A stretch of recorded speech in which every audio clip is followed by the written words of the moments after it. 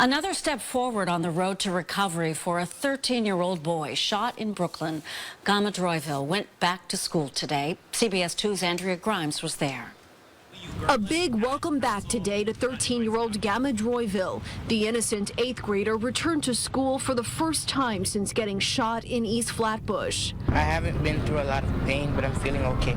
The soft-spoken church choir boy was shot in the head while he was waiting for a bus earlier this month. The alleged shooter, who was not aiming for Gamma, was arrested.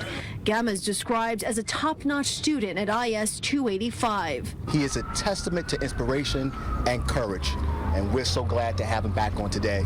City Councilman Jumaane Williams accompanied Gamma to school this morning. He said his case and the case of a 16-year-old shot and killed this weekend not far from the school illustrate the horrible outcomes of gun violence. I know that if it was a police officer who shot the young man, the whole neighborhood would be in uproar. I want to see that same uproar anytime someone is killed or shot. As for Gamma, he's relying on his faith in God to see him through. He'll need more surgery to try and save the sight in his right eye. I just want to say thank you for all the support and prayers, and to still keep me in prayer. While Gamma was an innocent bystander, many here hope his story inspires others not to turn to violence. Gamma's pastor also spoke out, imploring young people to stay in church, stay in school, and stay away from gun violence.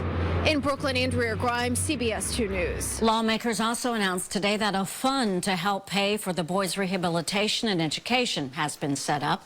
For more information on that, head to cbsnewyork.com.